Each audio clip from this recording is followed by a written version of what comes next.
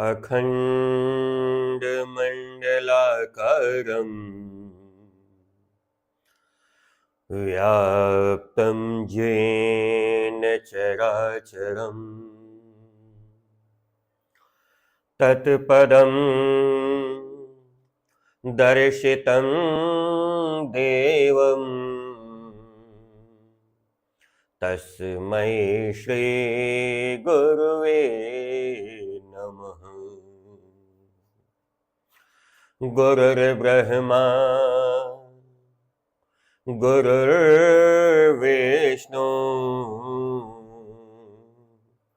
गुरुर्देवो महेश्वर गुरुर्साक्षात् परब्रह्म तस्मै श्री गुरुवे नमः। गुरुर्साक्षात् परब्रह्म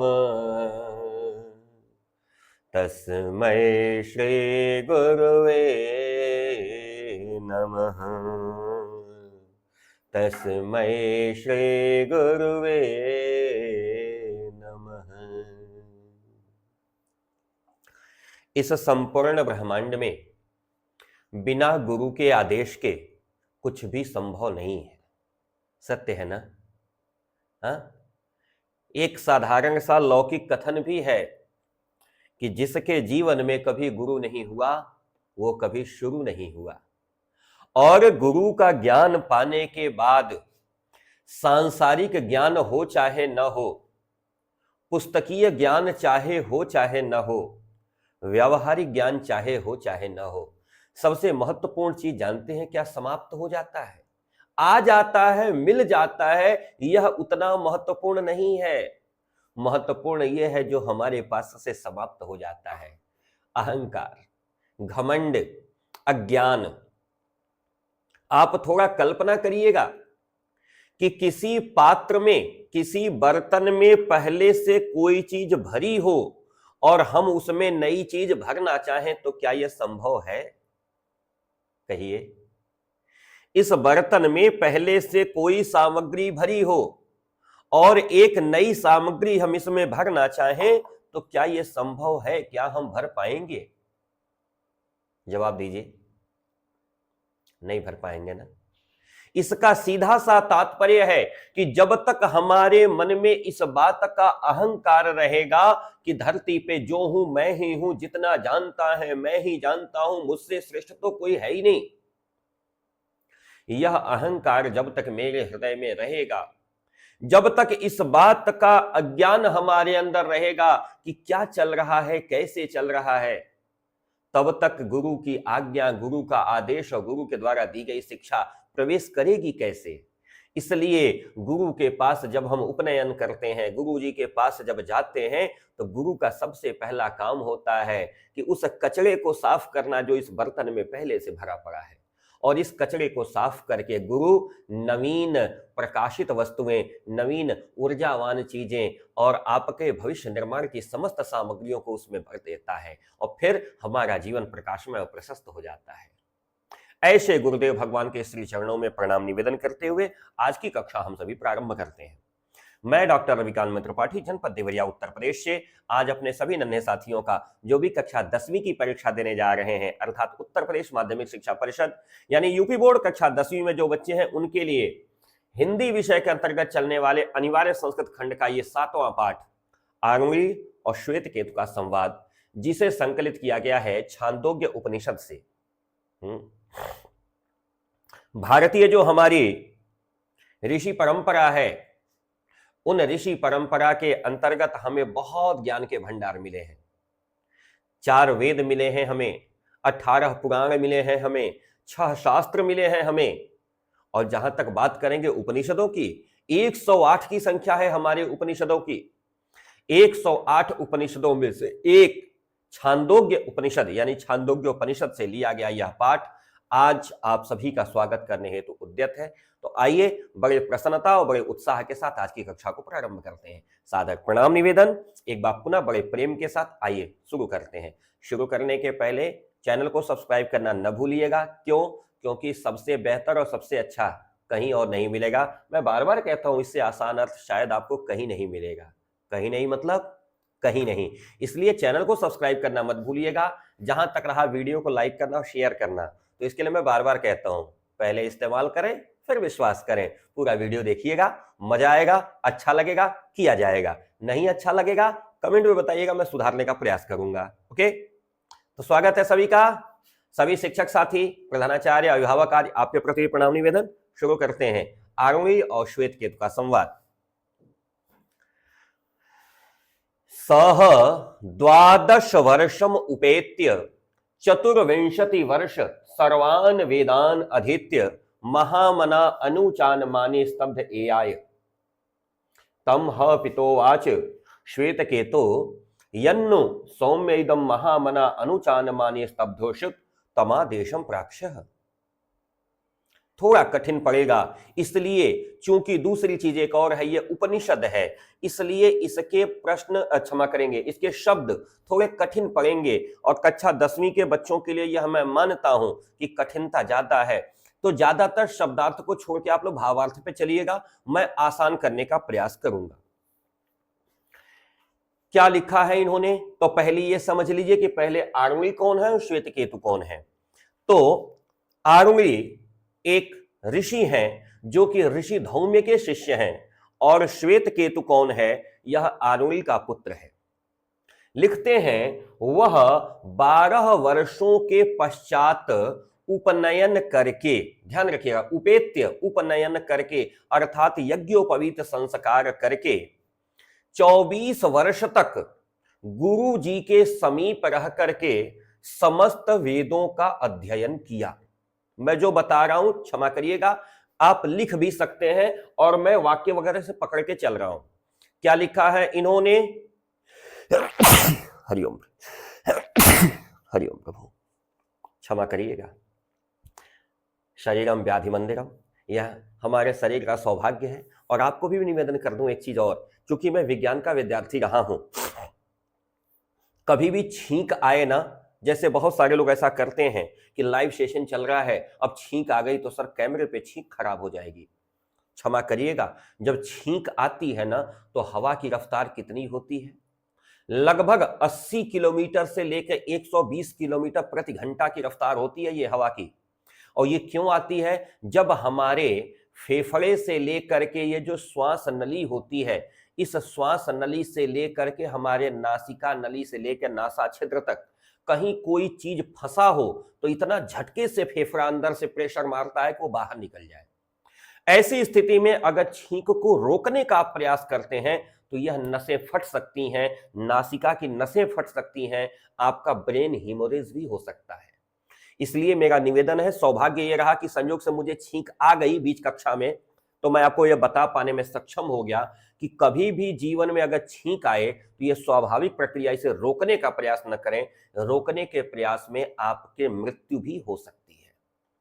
फेफड़े फट सकते हैं, नासिका के जो रास्ते हैं, जो नसें हैं, वो फट सकती हैं। इसलिए छींक आवे उसको स्वाभाविक रूप से आने देना चाहिए, उसे रोकने का प्रयास नहीं करना चाहिए। आइए लौटते हैं। ये बहुत गंभीर जानकारी सौभाग्यवश बीच में आ गई तो मैंने आपको बता दिया। जीवन में यह बात स्वयं भी जानिएगा और दूसरों को भी बताइएगा कि अगर कभी छींक आवे या प्रेशर अंदर से बने तो उसे रोकने का प्रयास नहीं करना, मतलब नहीं करना, एनी हाउ नहीं करना। छींक को आने दीजिए, इससे कोई बेइज्जती नहीं होती, इससे कोई प्रतिष्ठा का हनन नहीं होता। छींक रोकने से फेफड़े खराब हो सकते हैं, नासिका के जो रास्ते हैं, श्वासानली, उसमें खराबी आ सकती है, फट सकती है। क्यों? क्योंकि हवा की रफ्तार 80 किलोमीटर प्रति घंटा से लेकर 120 किलोमीटर प्रति घंटा अथवा अधिक भी हो सकती है, और यह मस्तिष्क को प्रभावित कर सकती है अगर रोका गया तो। क्षमा करिएगा। आइए लौटते हैं। सह वह 12 वर्षम उपेत्य, 12 वर्षों के बाद उपनयन करता है, गुरु जी के पास जाता है, और चतुर्विंशति वर्ष और 24 वर्ष की उम्र तक, अर्थात अगले 12 वर्षों तक। 12 वर्ष का होने के बाद अध्ययन करने गया। कौन? श्वेत केतु। ध्यान रखिएगा, कौन गया? श्वेत केतु गया, 12 वर्ष का जब हुआ तो उसका उपनयन करा के अर्थात गुरु जी के साथ उसको लगा दिया गया और अगले 12 वर्षों तक यानी अपनी अवस्था के 24वें वर्ष तक वह सभी वेदों का अध्ययन किया। लेकिन वेदों का अध्ययन करने के बाद श्वेत केतु के साथ एक समस्या आई। वो समस्या क्या थी? महामना, बहुत बड़े मन वाला, यानी मन बढ़ गया उसका, अहंकारी हो करके। ध्यान रखिएगा, महामना मने अहंकारी, अनुचानमानी, विद्वान। अनुचानमानी का मतलब क्या होता है बच्चों? विद्वान। शब्द पकड़िएगा, अनुचानमानी का होता है विद्वान, लेकिन महामना का मतलब हो गया अहंकारी, जिसको हम लोग सामान्य भाषा में कहते हैं मन बढ़ू। जिसका मन बढ़ जाए, अपने से बड़े की आदर करना छोड़ दे, अपने से बड़े की बात मानना छोड़ दे, ऐसे व्यक्ति को कहते हैं महामना, मन बढ़ू। अब ध्यान रखिएगा, महामना मालवीय के लिए भी प्रयोग होता है, तो वो अच्छे अर्थ में प्रयोग होता है, यह नकारात्मक अर्थ में प्रयोग है। तो वह अहंकारी विद्वान बन करके लौट आया।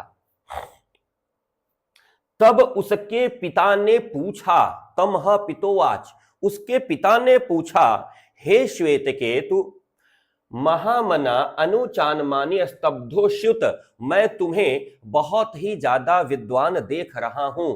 तमादेशम प्राक्षः, वह चीज मुझे बताओ जो गुरु से तुमने सीखा है। अच्छा, हम लोग भी विद्यालय से घर जाते हैं तो कई बार पिताजी या माताजी पूछते हैं ना कि आज विद्यालय में क्या पढ़ाया गया, आज क्या होमवर्क मिला है, ऐसा पूछते हैं। बस वही मैटर है यहां पे भी कि वह 12 वर्ष का हुआ तो उसका उपनयन करा के गुरुजी के समीप भेज दिया गया। अपनी उम्र के 24वें वर्ष तक यानी अगले 12 वर्षों तक उसने सभी वेदों का अध्ययन किया। उसके बाद वेदों का अध्ययन करने से उसका अहंकार थोड़ा सा बढ़ गया, उसको लगा कि यार मैं तो बड़ा विद्वान हो गया हूं, और अनुचानमानी यानी विद्वान बन करके, अहंकारी विद्वान कह सकते हैं, जानकार होकर के आप लौटे हैं। जब लौटे हैं तो उसके पिता ने उससे पूछा है कि हे सौम्य, हे मेरे सुंदर पुत्र, मुझे देखने से लग रहा है कि तुम बड़े विद्वान होकर के लौटे हो, थोड़ा बताना तो कि क्या क्या आदेश तुमको प्राप्त हुआ है, क्या क्या सिखाया गया है, विद्यालय में क्या क्या तुम्हें बताया गया है। अब ध्यान दीजिएगा, श्वेत केतु आरुणे आसतम पितोवाच, श्वेत केतु बस ब्रह्मचर्यम। श्वेत केतु कोई जवाब नहीं दे पाया। जब श्वेत केतु कोई जवाब नहीं दे पाया, स्तब्ध रह गया, शांत रह गया, नहीं बोल पाया, तब श्वेत केतु आरुणे आसहम तपितोवाच, तब उसके पिता ने यानी आरुणि ने श्वेत केतु से कहा, हे श्वेत केतु, सबसे महत्वपूर्ण जिम्मेदारी थी वस ब्रह्मचर्यम, ब्रह्मचर्य में निवास करो। अब ब्रह्मचर्य किसे कहते हैं बच्चों? आज हम और आप ब्रह्मचर्य में हैं। जीवन के शुरुआती 25 वर्ष ब्रह्मचर्य के लिए होते हैं। इसमें आपको प्रातः काल उठना, कितने प्रातः काल? सूर्य भगवान के आने के पहले उठ जाना, यह ब्रह्मचर्य की पहली शर्त है। उठने के पश्चात शौच इत्यादि जाकर के अपने शरीर से मल बाहर निकालना।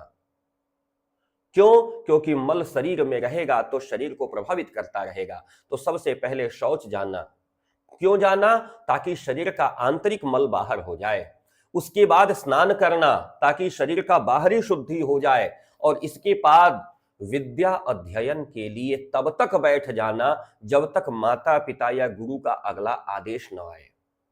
माता पिता या गुरु का अगला आदेश आने पे उनके आदेश का अनुपालन करना, ये ब्रह्मचर्य की शर्तें हैं। कहा श्वेतकेतु को आरुणि ने, हे श्वेतकेतु, तुम्हें एक काम करना है, वस ब्रह्मचर्यम, तुम्हें ब्रह्मचर्य का पालन करना है, तभी जाकर के तुम इन विद्याओं का सही तरीके से उपयोग कर पाओगे जिन विद्याओं को तुमने सीखा है। क्यों? क्योंकि अगर ब्रह्मचर्य का तुम्हारे अंदर क्षमता नहीं है, ब्रह्मचर्य का पालन या ब्रह्मचर्य करने की आदत नहीं है, तो ये काम होने वाला नहीं। तो एक बार फिर से देखेंगे, अर्थ पीछे से मिलाते हुए आएंगे कि वह 12 वर्ष का हो गया, तब अगले 12 वर्ष तक यानी उम्र के 24वें वर्ष तक सभी वेदों का अध्ययन करके वो अपने गुरु के पास से लौटा। पिताजी ने उससे पूछा, हे सौम्य, मैं तुमको बड़ा विद्वान और बड़ा प्रभावशाली देख पा रहा हूं, एक बात बताओ, क्या क्या तुम्हें आदेश प्राप्त हुआ है, अर्थात गुरुजी ने तुमको क्या क्या सिखाया है, थोड़ा मुझे बताना तो। अब ऐसा करने पर बेचारा श्वेतकेतु मौन रह गया, वो नहीं बता पाया कि हाँ मुझे क्या जानकारी दी गई है।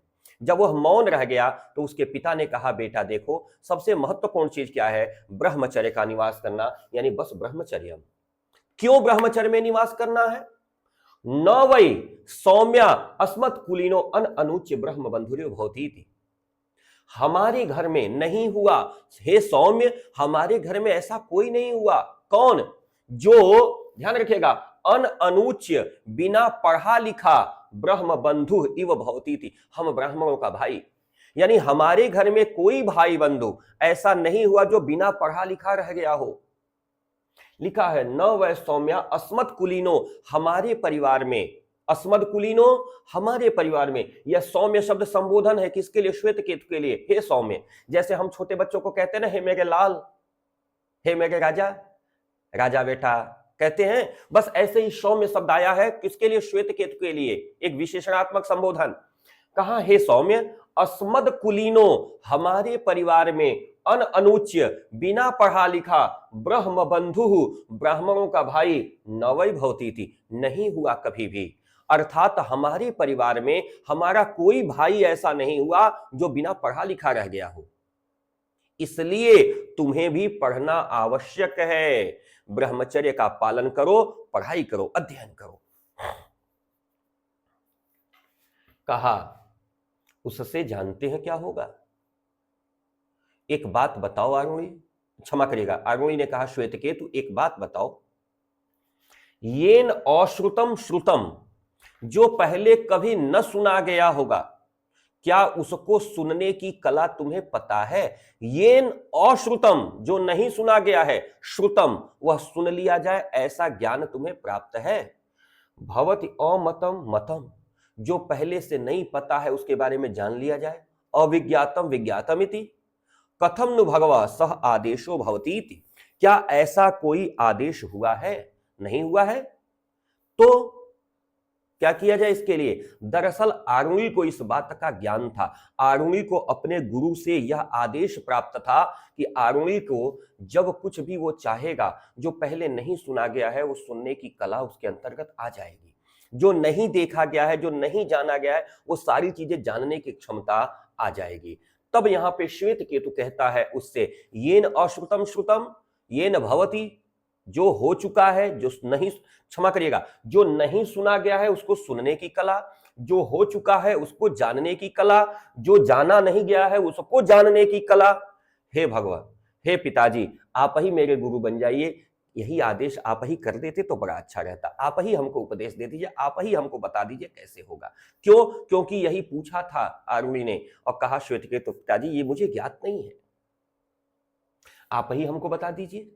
अब पूरे पैराग्राफ का अर्थ देखिए कि श्वेत केतु से आरुणि ने कहा कि हे बेटा, ब्रह्मचर्य में निवास करो, क्योंकि हमारे परिवार में कोई ऐसा ब्राह्मणों का भाई नहीं हुआ जो बिना पढ़ा लिखा रह गया हो। आरुणि जैसे ही यह आदेश करता है, बेचारे श्वेत केतु का तो पसीना आ जाता है, कहता अरे बाप रे बाप, इतनी बड़ी समस्या। कहा हे पिताजी, आपको तो पता ही है कि जो नहीं सुना गया है उसे कैसे जाना जाता है, जो नहीं जाना गया है उसको कैसे जाना जाता है, जिसको नहीं जाना गया है पहले से, जो विज्ञात नहीं है, जिसका कोई खोज नहीं हुआ, उसके नए सिरे से खोज कैसे की जाती है। पिताजी अगर आपको पता है तो कृपया आप ही हमको बता दीजिए। अर्थात जो नहीं सुना गया है वो सुनने की कला, जिसके बारे में कोई विश्वास पहले से नहीं है उसके बारे में जानने की कला, जो ज्ञान विज्ञान की चीजें हैं जो नहीं खोजी जा सकी हैं उनको खोजने की कला। कथम नु भगवा सह आदेशो भवति, आप ही हमको यह आदेश कर दीजिए अथवा आप ही हमको यह उपदेश दे दीजिए, क्योंकि मुझे पता है कि यह चीज आप ही को आती है। न मई विनूनम, न वै नूनम, न वै नूनम का मतलब क्या होता है? भगवान तत् एतद वेदिर्युष्यदेत वेदिष्यन् कथम में नावक्षण्याति भगवान तस्तेव में तब्रवीति तथा सौम्येति होवाच। सौम्य यानी श्वेत केतु ने कहा, देखिए आप ही मेरे भगवान हैं, आप ही सबसे ज्यादा विद्वान हैं, यह बात मुझे जानकारी हो गई है, इसलिए हे भगवान आप ही मुझे बता दीजिए जो प्रश्न अभी आपने हमसे पूछा है। हे पिताजी, आपने हमसे पूछा है ना कि क्या तुमको ऐसा कोई आदेश हुआ है जिससे बिना सुना हुआ जान लिया जाए, बिना बीता हुआ समय जान लिया जाए, जो अभी बीता नहीं है उसके बारे में, यानी जो छूट गया है उसके बारे में, जो आने वाला है उसके बारे में, ये ज्ञान कैसे होगा पिताजी? ये मुझे अच्छी तरह पता चल गया है। एतर वेद, आप ही विद्वान हैं, आप ही अगर हमको आदेश कर देते, आप ही हमको सिखा देते तो हमें बड़ा अच्छा लगता। आरुणि बड़ा प्रसन्न होता है अपने पुत्र के इस स्वभाव से कि कम से कम इस पुत्र ने यह स्वीकार तो किया कि मुझे नहीं आ रहा। और तब यहां पे आरुणि उपदेश देना प्रारंभ करते हैं। आरुणि उपदेश देते कहते हैं, हे सौम्य देखना, यथा एकेन, जिस प्रकार से एक नख निकृंतनेन, नाखून काटने वाले से सर्वम काष्ठांशम विज्ञातम, सभी प्रकार के कांसे के तत्व का ज्ञान हो जाता है। अब आपको पता लगाना हो कि कांसा कैसा होता है। कांसा एक धातु है जिससे बर्तन इत्यादि बनता है। ये ढोल झाल के साथ जो मजीरा बजता है झाल, उसको भी लोग कांसे से ही बनाते हैं, फूल या कांसा इसको कहते हैं। कहा अगर आपको जानना हो कि कांसा कैसा होता है तो क्या पूरे विश्व भर में घूम घूम के हर कांसे के बर्तन को, हर कांसे की वस्तु को प्रयास करेंगे जानने का? नहीं। एक नेल कटर अगर मिल जाए, नाखून काटने वाला अगर मिल जाए, तो उसी को देख करके आप जानकारी कर सकते हैं ना कि ऐसा ही होता है कांसा। हर प्रकार के कांसे की धातु का ज्ञान केवल एक नाखून काटने वाले नहन्नी से हो जाएगा। वर्तमान में तो नाखून काटने के लिए नेल कटर स्टील के आने लगे हैं। आप देखेंगे गांव में जो हमारे पुराने नाई है ना, उनके पास एक पतली लंबी स्टिक होती है, उसको नहन्नी बोलते हैं, उसको ऐसे करके नाखून काटते हैं। वो चाकू की तरह होती है, वो कांसे की बनी होती है, फूल धातु की। क्यों कांसे की होती है? ताकि उस पर जंग न लगे, खराब ना हो। तो कहा एक नख निकृंतनेन, एक नाखून काटने यंत्र यंत्र से समस्त प्रकार के इस धरती पर पाए जाने वाले कांसे का ज्ञान हो जाता है। अर्थात नेल कटर में कांसत्व विद्यमान है। यह बात कैसे? अब तुम किसी चीज को देखोगे और कोई तुमसे पूछ रहे किस चीज का बना है, तो एक नेल कटर भी अगर तुम देखे हो सही तरीके से ना, तो तुम्हें पता चल जाएगा कि यह कांसे का बना है। अर्थात जिस चीज को तुम पहले नहीं देखे हो, उस चीज के बारे में भी ज्ञान हो सकता है अगर उसकी धातु का ज्ञान तुम्हें है तो। ऐसे ही जाना जाता है जिस चीज को तुमने पहले कभी नहीं देखा उसके बारे में भी बता सकते हो कि अरे ये तो कांसे का बना है।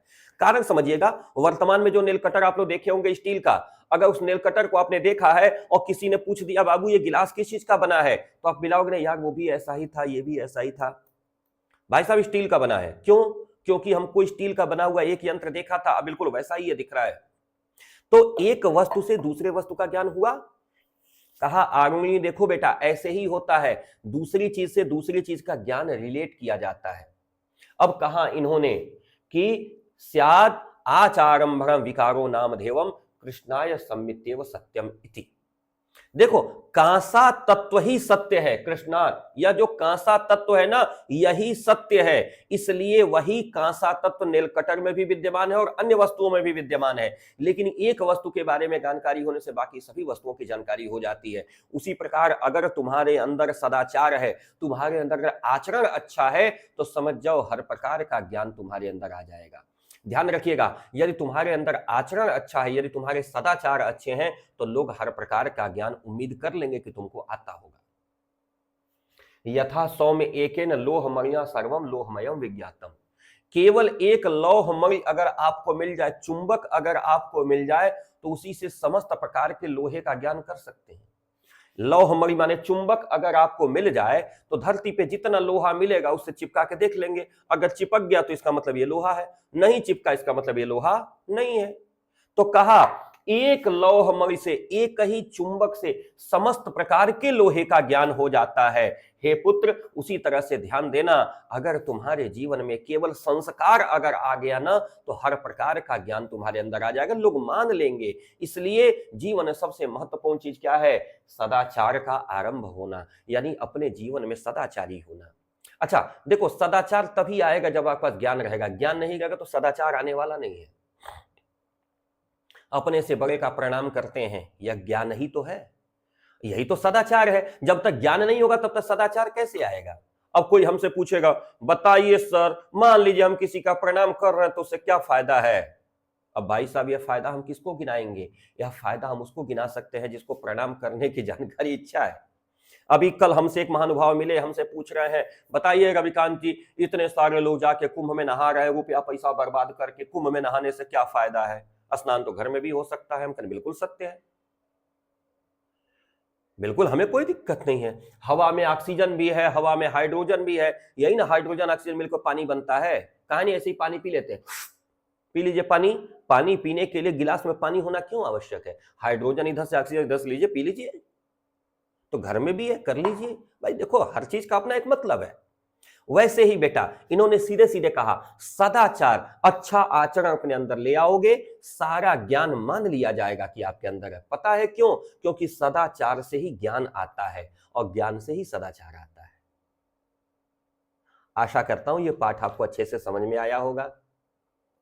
अगर अच्छे से समझ में आया होगा तो प्लीज इस वीडियो को लाइक कर लीजिएगा और अपने दोस्तों के साथ शेयर करिएगा। रही बात सब्सक्राइब की, तो मुझे लगता है अभी तक आपने कर लिया होगा। पाठ कैसा लगा एक बार मुझे जरूर कमेंट में बता दीजिएगा। और चलते चलते एक आदर्श वाक्य और, अगर कभी छींक आए तो रोकने का प्रयास मत करिएगा। क्यों? क्योंकि छींक के हवा की रफ्तार बहुत ज्यादा होती है। रोकने का प्रयास करने की दशा में फेफड़े या श्वास नली अथवा ब्रेन में हीमोरेज भी हो सकता है। क्षमा करिएगा, लेकिन सत्य यही है। इसलिए कभी छींक आवे, उल्टी आवे, ये शरीर की स्वाभाविक प्रक्रियाएं हैं, इन्हें रोकने का प्रयास न किया जाए। आइए इन्हीं अच्छे और सुंदर विचारों के साथ आज की कक्षा को पूर्ण करते हैं। अगली कक्षा में मैं इंतजार करूंगा आप सभी का। तब तक के लिए मैं डॉक्टर रविकांत त्रिपाठी, जनपद देवरिया, उत्तर प्रदेश से आप सभी का स्वागत, अभिनंदन और वंदन करता हूं।